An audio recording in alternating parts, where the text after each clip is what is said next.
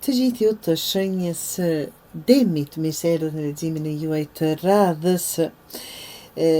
Do fillojmë me drëmmen që e quhet ëndra ndryshe në norvegjisht të dashur.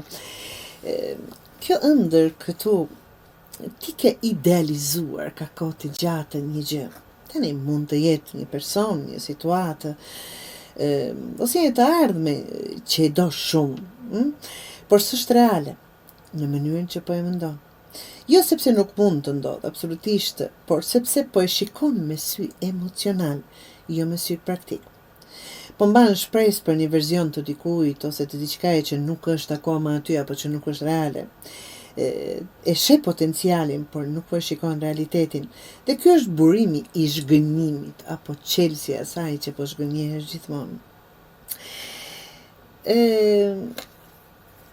Kjo letër thotë që kaq, boll e ushqeve iluzionin, boll e ushqeve iluzionin, dashi, tani është momenti të shohësh çfarë ka, jo çfarë po imagjinon apo çfarë je duke dëshiruar. Dhe burimi i të gjitha zhgënjimeve është kur e duam një person. Po marr shembull tani vetëm një person.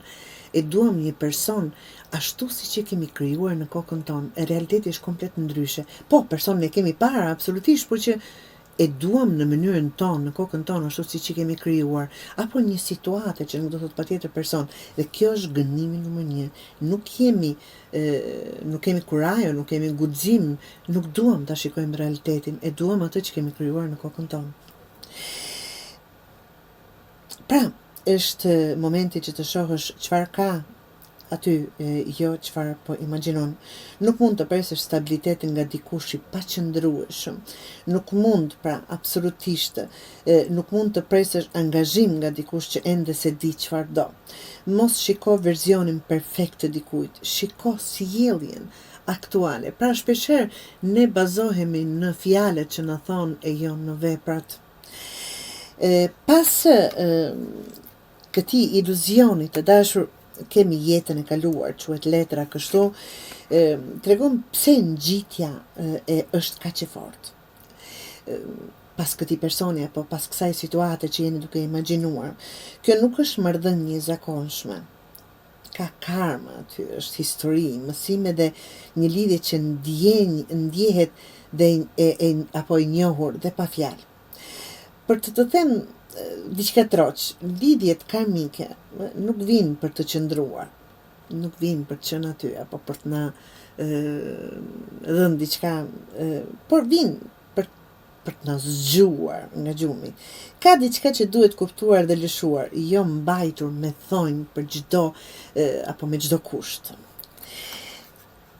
Dhe dhjeta që jetot harmonia vetë është pasi të shohësh realitetin, demi, dhe ta pranosh pa histori, pa fantazi dhe pa justifikime, do të arrish ta gjesh atë qetësi, jo nga tjetri, po nga vetvetja jote.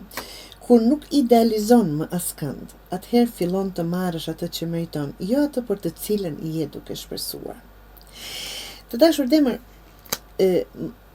mos i mbaj njerëzit për potencialin e tyre. Mbaj njerëzit apo situatat për realitetin e tyre.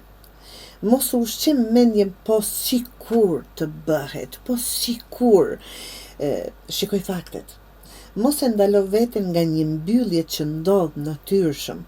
Ajo po të çon në faktën e qetësi për të ndryshuar, për të ecur larguar nga ky idealizëm, nga këto ëndra më shkurt.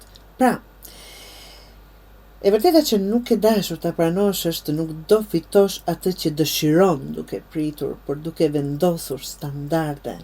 Kur të heqësh iluzionin, demi, të marrësh realitetin që të përket.